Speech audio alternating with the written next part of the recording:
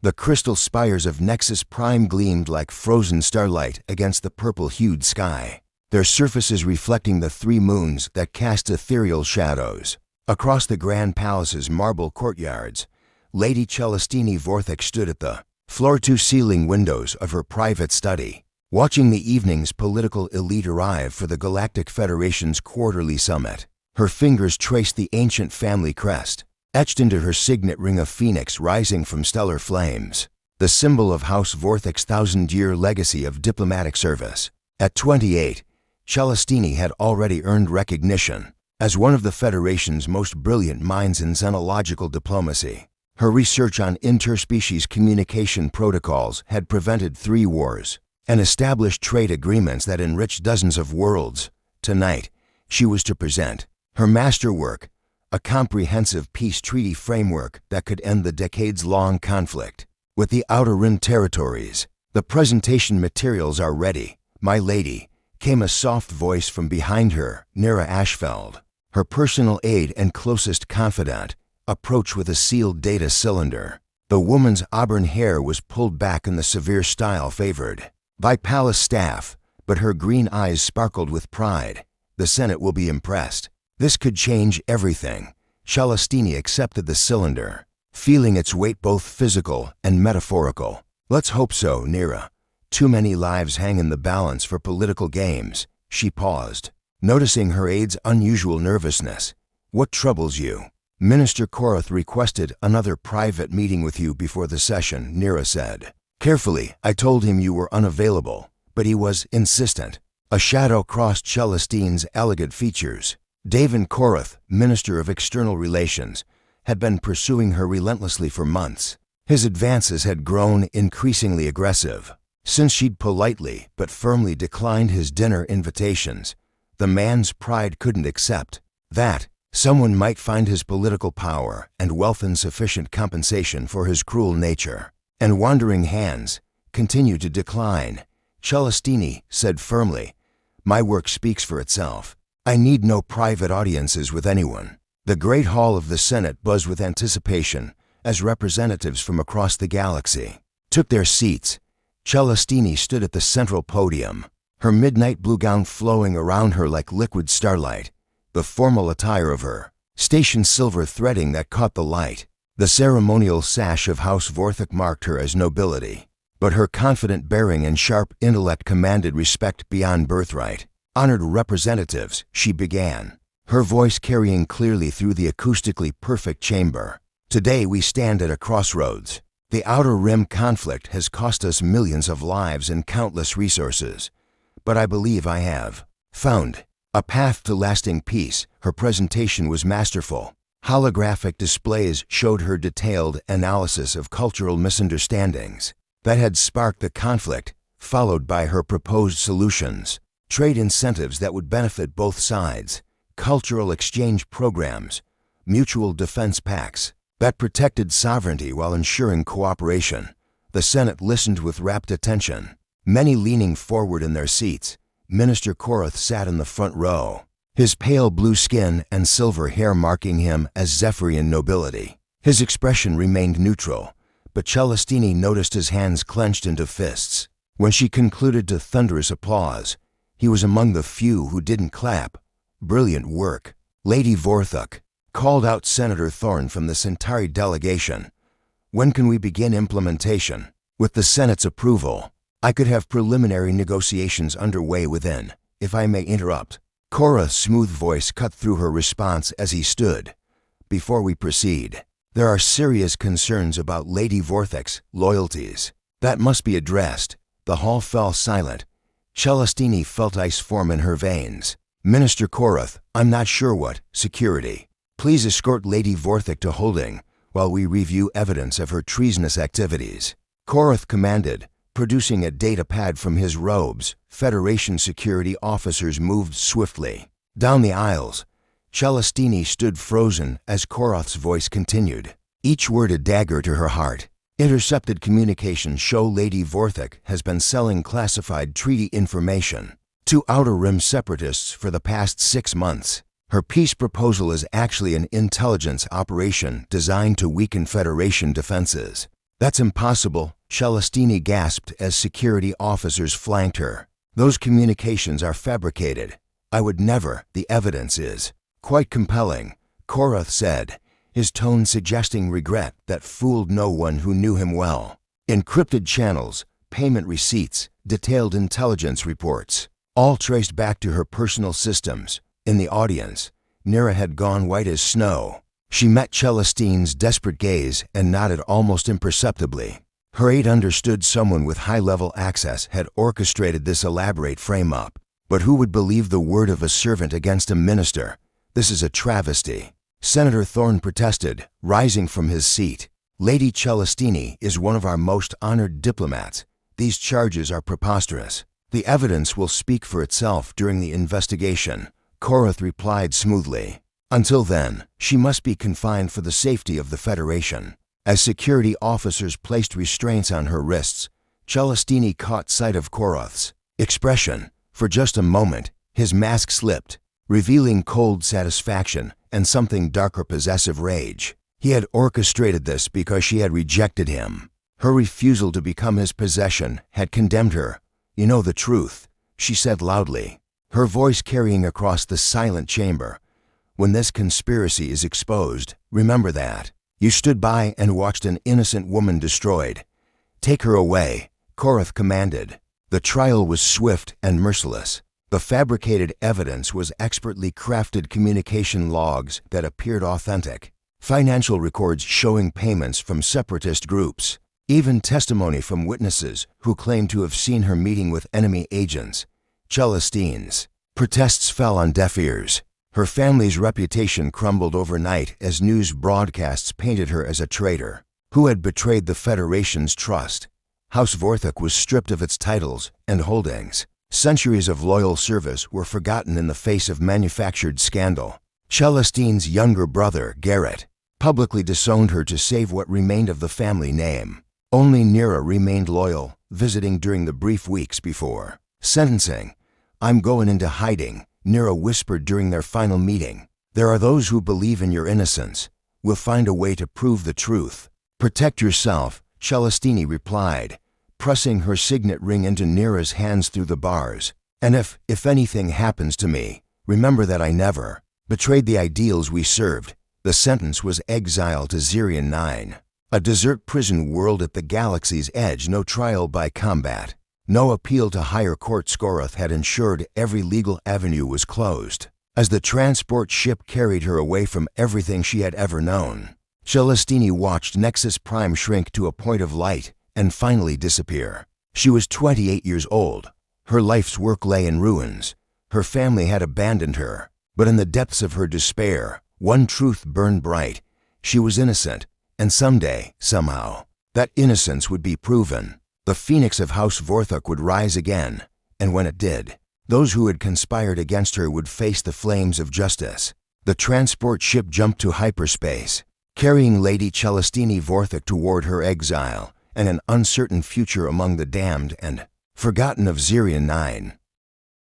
The transport ship's engines died with a mechanical wheeze that echoed through the cramped prisoner compartment like a death rattle. Celestini pressed her face to the small porthole, watching as Zirian 9 filled the viewport, a world of endless amber dunes broken by jagged rock formations that jutted from the desert. Like the bones of some ancient titan, twin suns blazed overhead, their combined heat shimmering in waves that made the landscape dance like a fever dream. Welcome to paradise, muttered a gravelly voice from the shadows. Celestini turned to see a man lounging against the bulkhead, his arms crossed over a broad chest. He appeared to be in his early 30s, with dark hair that fell across intense blue eyes and a jaw shadowed with several days' stubble. Scars crisscrossed his hands, and forearms the marks of someone who had fought for survival and won. First time on a prison world, Princess Lady Celestini Vorthok, she replied automatically, then caught herself. Titles meant nothing here, and you are Joran Blackthorn, former Federation pilot, current resident of this lovely vacation destination. His smile held no warmth. Word of advice: forget whatever you were before. Out here, you're just another convict trying not to die. The landing was brutal. the transport slamming into the sandy spaceport with enough force to rattle teeth. Armed guards herded the new prisoners into a processing facility that was little more than prefabricated metal walls and sweltering air. Celestini found herself stripped of her remaining possessions, including the elegant gown she'd worn to her trial, and issued the standard prisoner uniform, rough brown fabric that chafed against skin already burning from the dual sun's radiation. Sector 7, barked the processing officer, a thick-set woman with cybernetic implants covering half her skull. Barracks 12. Water ration twice daily.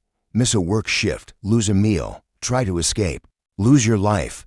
Questions. Celestini had dozens, but Joran's subtle shake of his head silenced her. Only after they were released into the general population did he speak again. Rule 1. Never show weakness. Rule 2. Find allies fast or die alone. Rule 3. The guards don't care if you live or die, so don't expect mercy.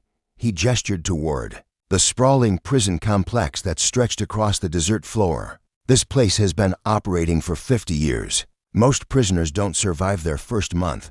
How long have you been here? Celestini asked, struggling to keep up with his longer stride as they walked toward the barracks. 3 years. 2 months, 16 days. The precision of his count spoke volumes about the weight of imprisonment. Shot down during a smuggling run. Turns out my cargo hold was full of military-grade weapons instead of medical supplies.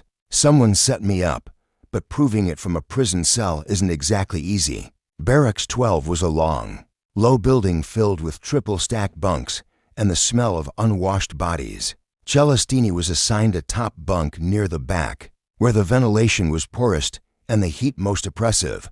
As she climbed up to her meager sleeping space, she noticed other prisoners watching her with predatory interest. Fresh meat, someone whispered, followed by rough laughter. That first night, Celestini lay awake listening to the sounds of violence from other parts of the barracks. Crying, shouting, the dull impact of fists on flesh. When she finally dozed, she dreamed of cool marble floors and crystal spires, only to wake to the harsh reality of burning sand and barbed wire. The work details began before dawn. Celestini found herself assigned to the mining crews, hauling precious metals from deep shafts carved into Zirian-9's rocky outcroppings. The labor was backbreaking under the best circumstances, but the planet's dual suns made it nearly unbearable. Within hours, her soft hands were bleeding. By midday, she was stumbling from dehydration despite her carefully rationed water. "You're not going to make it," Joran said during the brief lunch break, materializing beside her with a cup of lukewarm water. "Here, drink this." "I can't take your ration," Celestini protested, even as her parched throat ached for moisture. "It's not charity, it's investment." His blue eyes were serious. "I've been watching you. You're not like the usual political prisoners they send here, the ones who break in the first week and spend their remaining time babbling about their innocence. You've got steel in you, but steel needs tempering or it shatters." Over the following days, Joran became her unlikely guide to survival. He showed her which guards could be bribed and which were sadistic enough to punish prisoners for sport. He taught her to modify her uniform for better heat protection and how to find the slightly cooler spots in the mines where the work was marginally more bearable. "Why are you helping me?" Celestini asked one evening as they sat in the shadow of a solar collection array, sharing a meal of protein paste and recycled water. Joran was quiet for a long moment, staring out at the desert where the twin suns were setting in a blaze of orange and crimson. "Because I remember what it was like to have hope," he said finally. "Before this place, before the betrayal that landed me here, I believed in things. Justice, honor, the idea that good people could make a difference. You still believe that?" Celestini observed. "Otherwise you wouldn't risk helping me."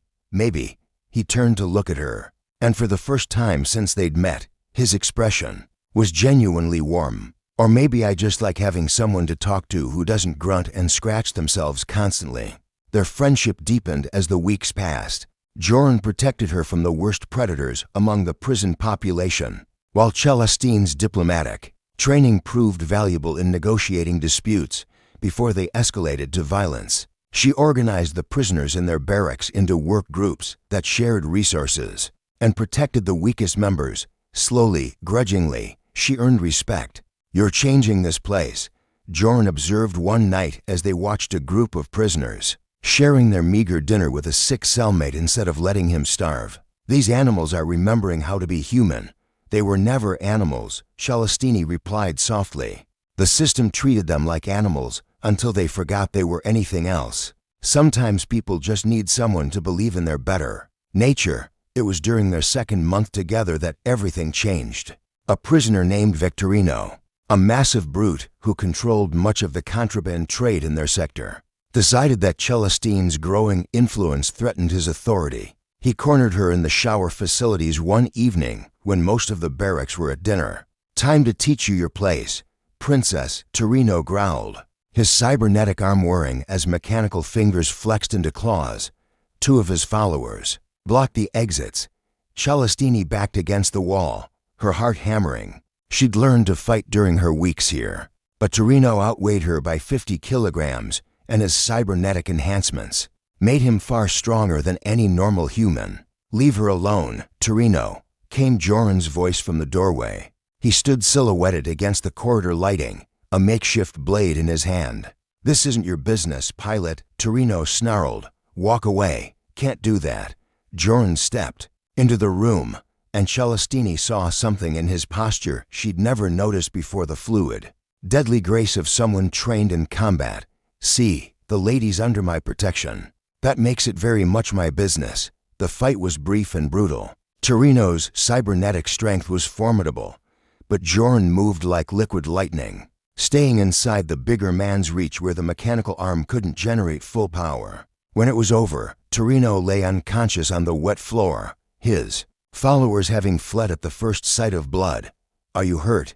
Joran asked, turning to Celestini with concern evident in his voice.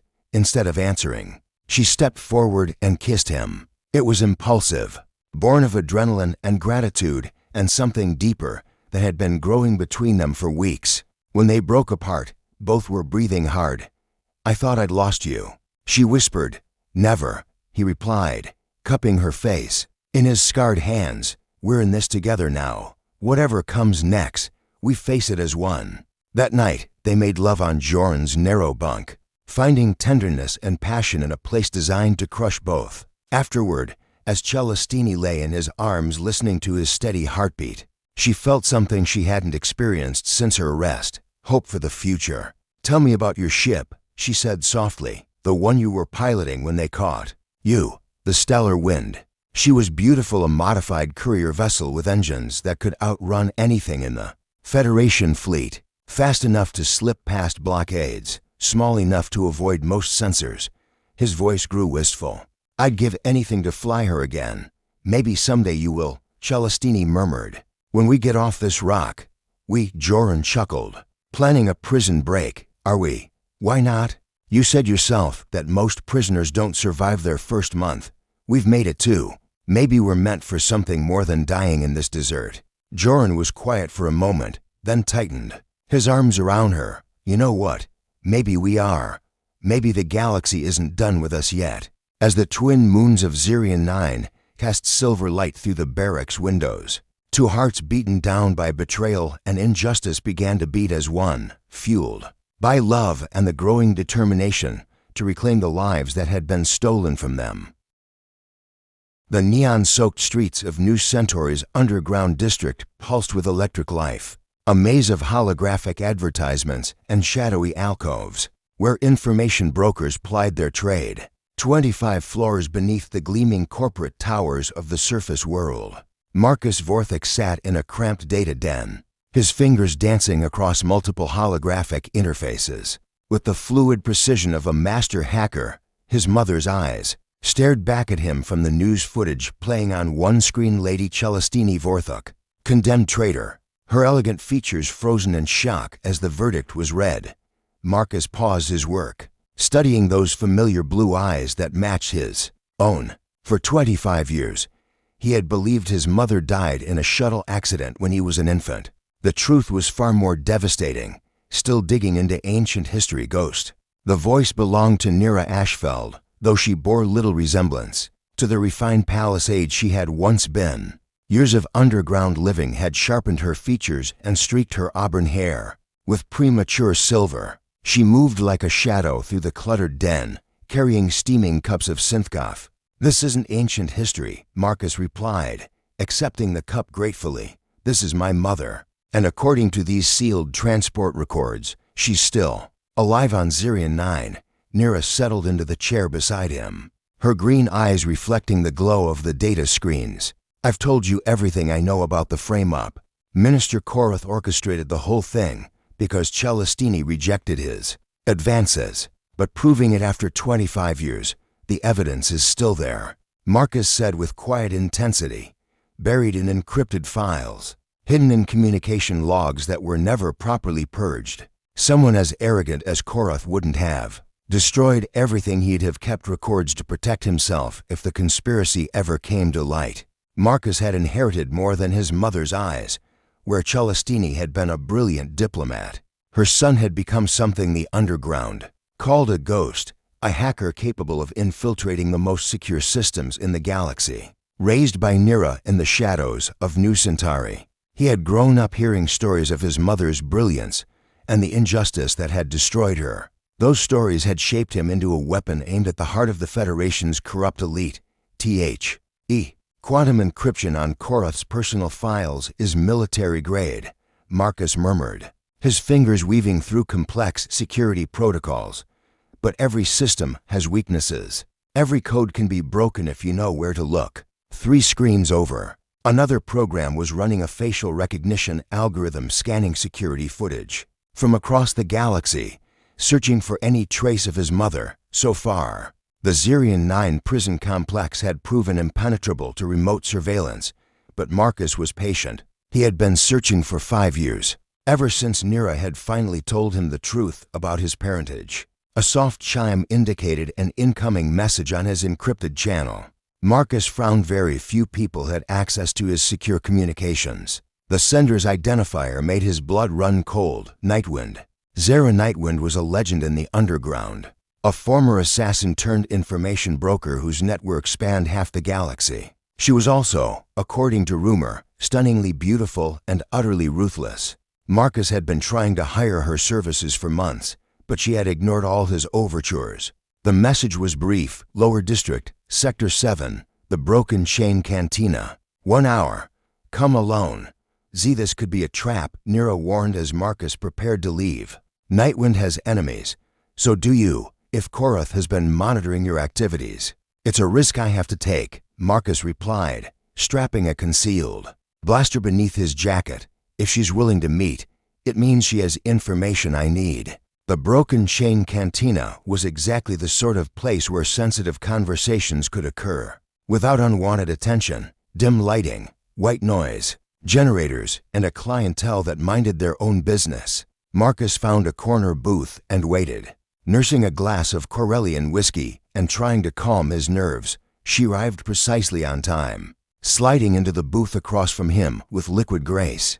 Zara Nightwind was indeed beautiful raven black, hair framing a heart-shaped face, violet eyes that seemed to see everything, and a figure shown to advantage by form-fitting black leather. But it was her presence that truly commanded attention, a predatory confidence that made it clear she was the most dangerous person in the room. "Marcus Vorthuk," she said, her voice like silk over steel, "you've been making quite a name for yourself in certain circles."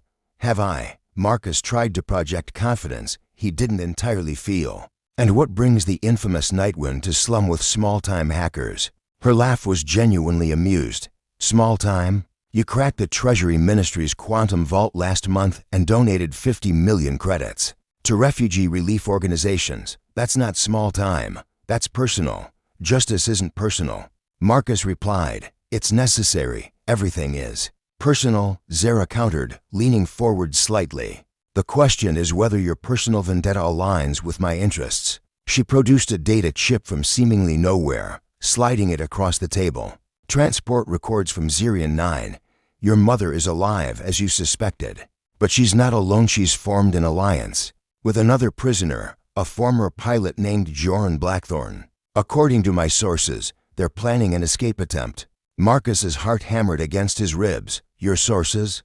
How could you possibly have intelligence from inside a maximum security prison? I have my methods, Zara said with a mysterious smile. The real question is what you're willing to do with this information. Extract them. Marcus said immediately, both of them. Get them off that rock and back to civilized space where I can clear my mother's name. Prison breaks are expensive, Zara observed, and dangerous. What can you offer me in return? Marcus had anticipated this question. Full access to my intelligence, files on Federation corruption, 5 years of data gathering, including evidence of crimes committed by some of the most powerful people in the galaxy. That information would be worth billions to the right buyers. Zara's violet eyes glittered. With interest. Tempting. But I don't work for money alone anymore. I need a cause worth the risk. Then fight for justice. Marcus said passionately. Help me prove my mother's innocence and expose the conspiracy that destroyed her. Help me bring down the people who think they're above the law. For a long moment, Zara studied him with those penetrating eyes. Then she extended her hand across the table. Partners, partners, Marcus agreed. Clasping her hand, the touch sent an unexpected jolt through him, not just the thrill of finally having a powerful ally, but something deeper and more personal. Over the following weeks, they worked together to plan the impossible. Zara's network provided intelligence on Zirian 9's defenses, guard rotations, and supply schedules. Marcus used his hacking skills to create false identities and secure transportation. Slowly, a plan began to take shape. The prison gets supply deliveries every 2 weeks, Zara explained, studying holographic schematics of the facility, medical supplies, food, equipment maintenance. If we could infiltrate the supply chain, I can create manifests showing additional cargo containers, Marcus added, equipment pods that appear legitimate but actually contain extraction gear. They spent long hours together in Marcus's data den, hunched over computers and tactical displays. Despite the professional nature of their partnership, Marcus found himself increasingly drawn to Zara's sharp intelligence and hidden vulnerability. Beneath her deadly reputation, he glimpsed someone who had been hurt by the galaxy's cruelties just as he had. Why did you become an assassin? He asked one evening as they shared a meal of synthesized protein. Zara was quiet for a long moment. My family was killed in a corporate war when I was 16. The executives responsible faced no consequences. Their victims were just collateral damage in a profit dispute. So I learned to kill. And I made sure those executives faced justice of a different sort. And now I'm trying to find redemption, she said softly. Maybe helping you save your mother is part of that path. Their fingers brushed as she reached for her cup, and neither pulled away. The attraction that had been building between them was undeniable, but Marcus forced himself to focus on the mission. There would be time for personal feelings once his mother was safe. The extraction plan is solid, Zara said, reviewing their preparations. But we'll need backup once we get them off-world. Korath will mobilize every resource to recapture or eliminate your mother before she can expose his crimes. Then we make sure she has the evidence she needs before he knows she's free, Marcus replied. He gestured to a secure data vault he had been constructing.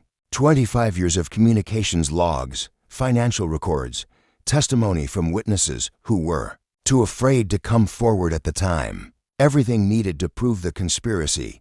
You've been thorough, Zara observed with obvious admiration.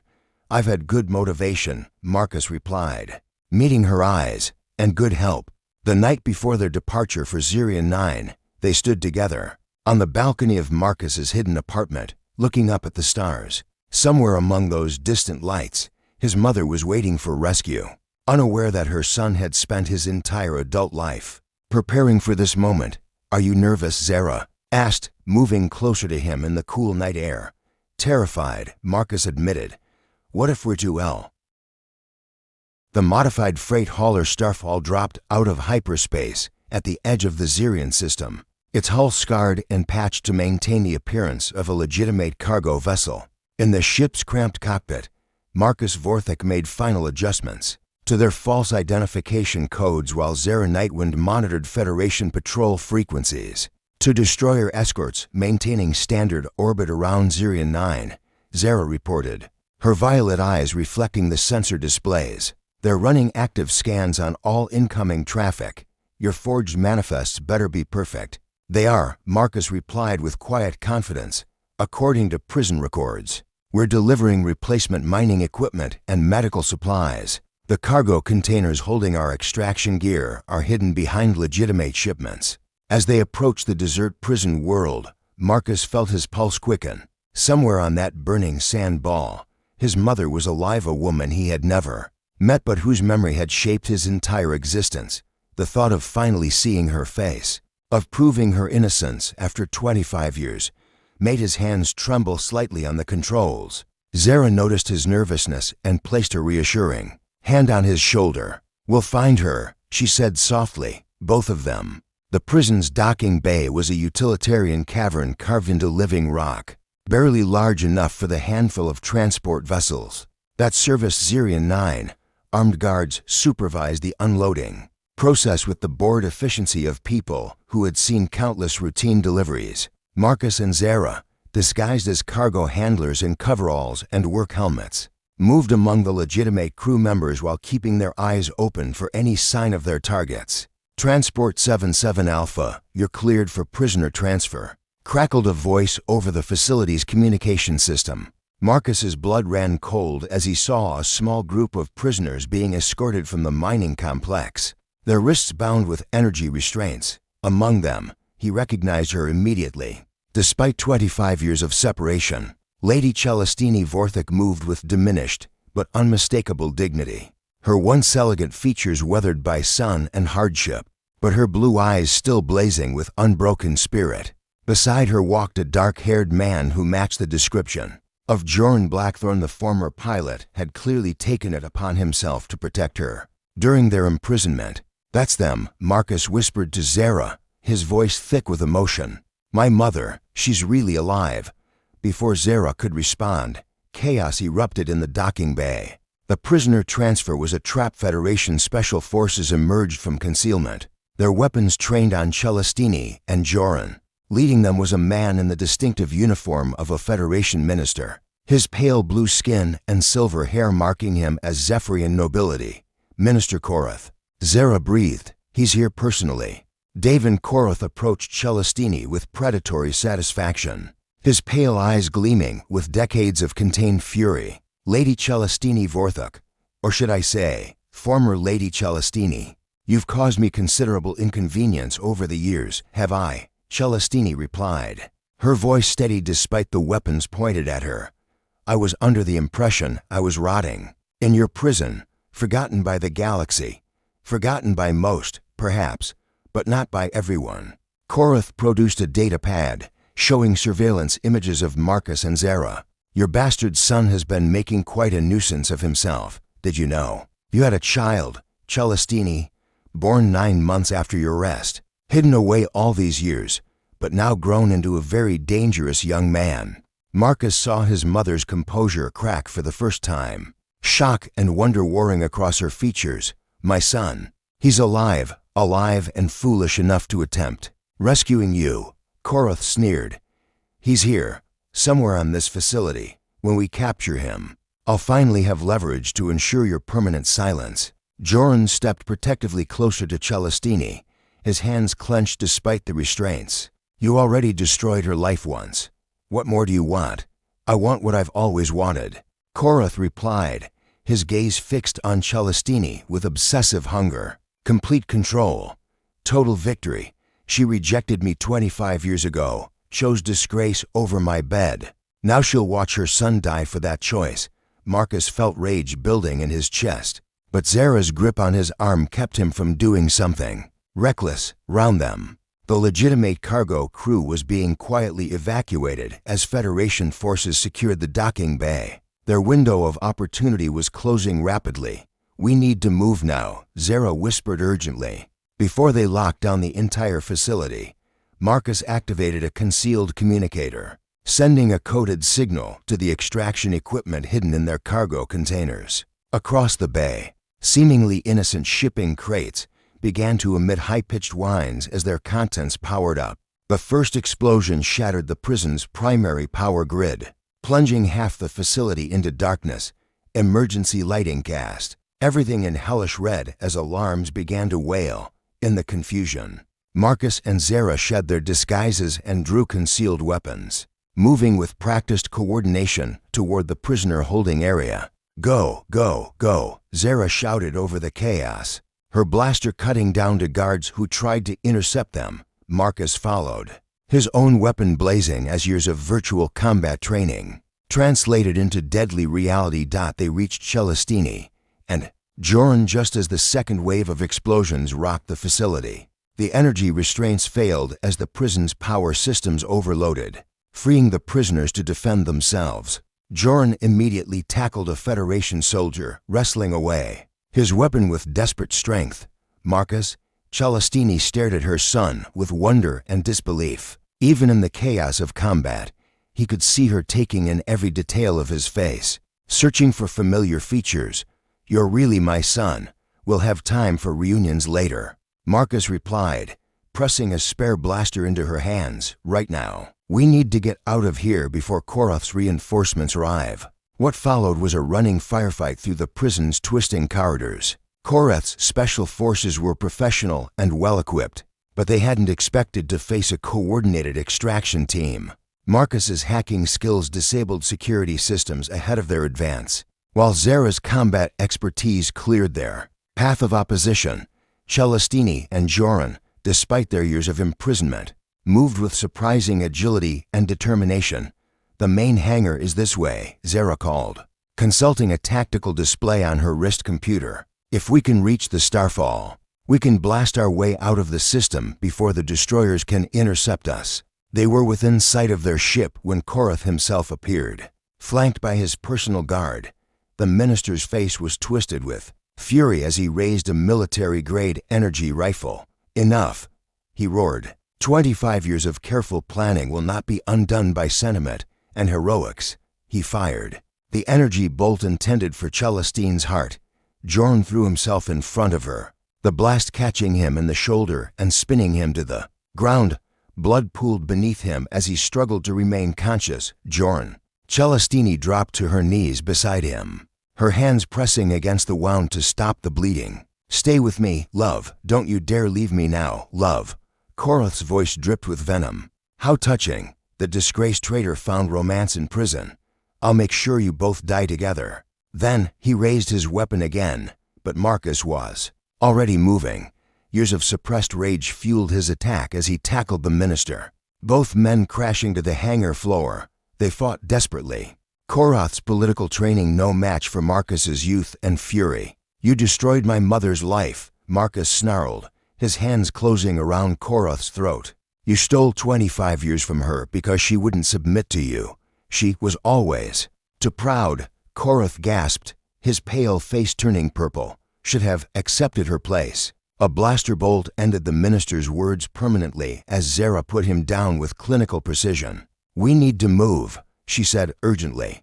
"The hangar's automated defenses are coming online." Together, they carried the wounded Joran aboard the Starfall while defensive turrets began to track their movement. Marcus threw himself into the pilot's seat, firing the engines before the boarding ramp had fully closed. The ship lifted off in a thunder of superheated exhaust, climbing toward the dark of space as energy bolts sizzled past their hull. "Federation destroyers are moving to intercept," Zara reported from the sensor station. "They're demanding we surrender and prepare to be boarded." "Not happening," Marcus replied grimly, pushing the engines to their limits.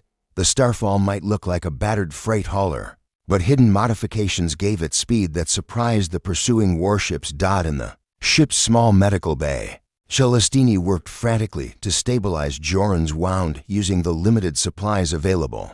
Her diplomatic training hadn't included battlefield medicine, but desperation made her resourceful. "Is he going to be all right?"